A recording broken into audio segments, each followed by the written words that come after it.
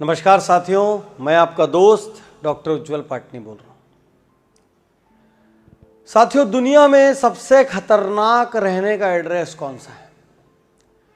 दुनिया का सबसे खतरनाक रेसिडेंशियल एड्रेस, यदि आपका घर उस एड्रेस में हुआ तो आप समझिए कि आपका जीवन खत्म। और वो एड्रेस कोलकाता में भी है, दिल्ली में भी है, मुंबई में भी है, चेन्नई में भी है, बेंगलोर में भी है, हैदराबाद में भी है।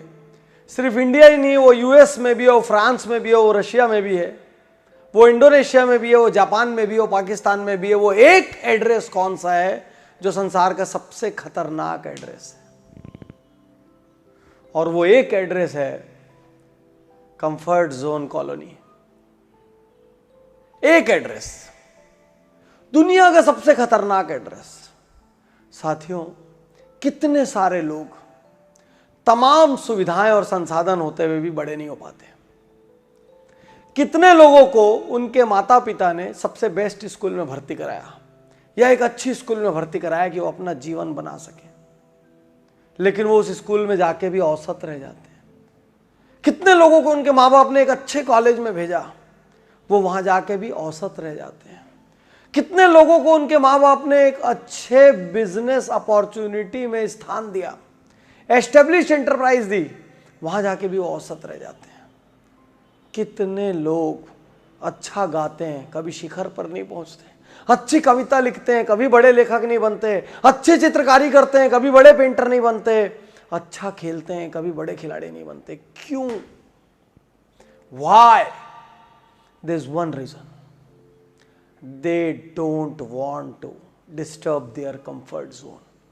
उनको सुबह जितने बजे उठने की आदत है वो उतने ही बजे उठेंगे।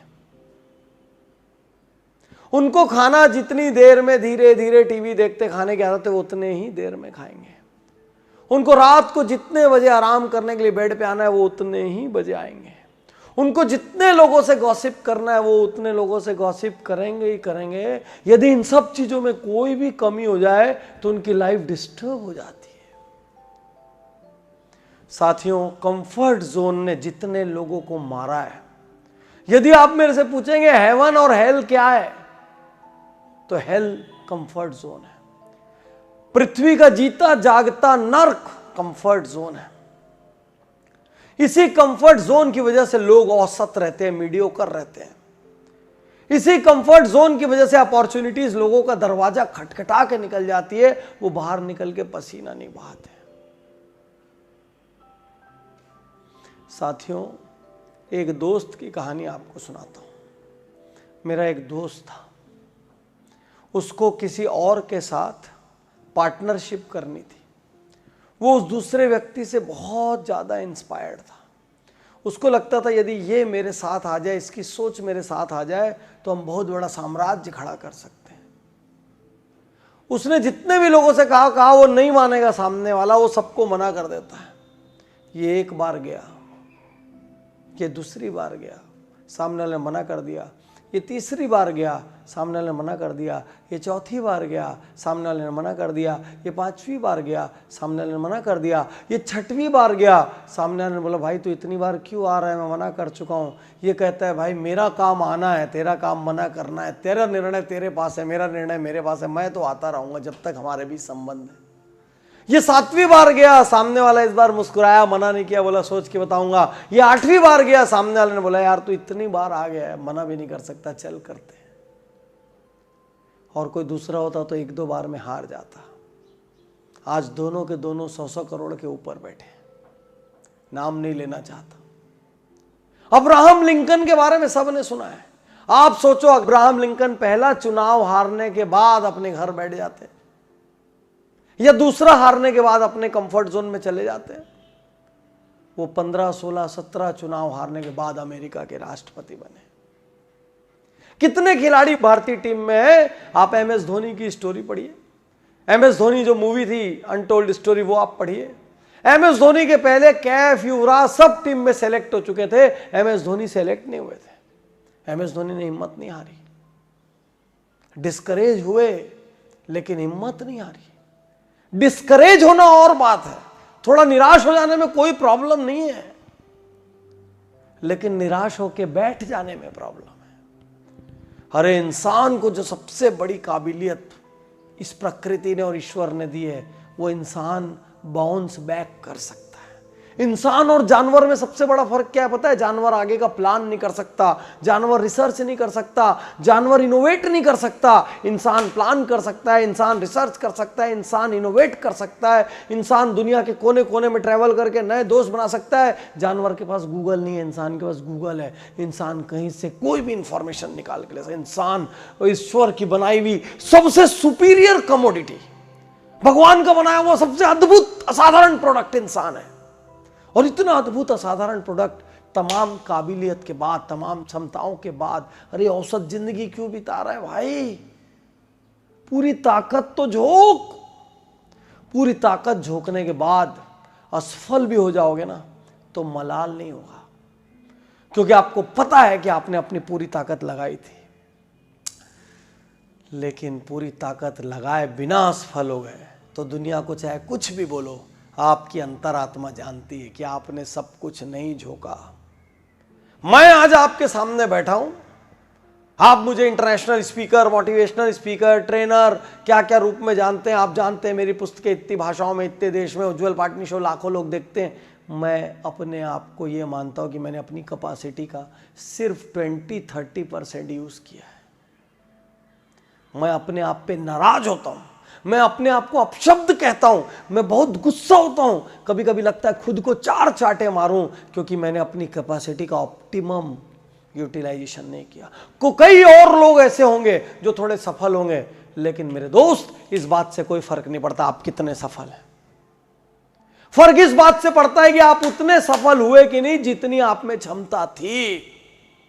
कोई भी फैक्ट्री की सराहना इस बात से नहीं होती कि चालू हो गई, प्रोडक्ट बनना शुरू हो गया, प्रॉफिट में आ गई। फैक्ट्री की सराहना इस बात से होती है कि वो 100% ऑप्टिमाइजेशन के आसपास गई कि नहीं गई। जितने प्रोडक्शन की काबिलियत उस यूनिट में थी, उतना प्रोडक्शन वो यूनिट कर रही है कि नहीं कर रही है। आधा प्रोडक्शन करने के बाद भी कोई दूसरा बोल सकता है बहुत अच्छी फैक्ट्री है, लेकिन आपको तो मालूम है कि उसमें डबल कैपेसिटी थी और आधा कर रही है। हम सबको अपने अंदर देखना होगा, क्या हम अपने कंफर्ट जोन में बैठे हैं? क्या हम बाहर निकलने में शर्माते हैं, सकुचाते हैं? क्या लोगों के सामने जाके प्रस्ताव रखने में कभी हमको ईगो होता है, कभी हमको सुपीरियरिटी कॉम्प्लेक्स होता है, कभी हमको इन्फीरियरिटी कॉम्प्लेक्स होता है? क्या नेगेटिविटी का सामना करने में हम घबराते हैं? क्या कोई हमारे आइडिया को ड्रॉप डाउन कर दे, डस्टबिन में डाल दे तो हम निराश होकर बहुत दिन घर में बैठ जाते हैं? इंसान की सबसे बड़ी काबिलियत, ह्यूमन की सबसे बड़ी काबिलियत, आपकी सबसे बड़ी काबिलियत, मेरी सबसे बड़ी काबिलियत, we all can bounce back. बचपन में वो छोटा सा गुड्डा आता था, उसको मारते थे, दाड़ दाड़ दाड़ दाड़, वो गिर जाता था, फिर उठता था, फिर मारते थे, दाड़ दाड़, लात मारते थे, गिरता था, उठता था। उसकी काबिलियत क्या थी? बाउंस बैक, हर बार उठ के खड़ा हो जाता। लात खाइए, प्रॉब्लम नहीं है। मुक्का खाइए, प्रॉब्लम नहीं है। गालियां सुनिए, प्रॉब्लम नहीं है। टॉन्ट सुनिए, प्रॉब्लम नहीं है। असफल होइए, प्रॉब्लम नहीं है। 100 बार गिरिए, प्रॉब्लम नहीं है। लेकिन गिर के गिरे मत रह जाइए, वो प्रॉब्लम है। गालियां खा के घर में मत बैठ जाइए, वो प्रॉब्लम है। बाउंस बैक होइए।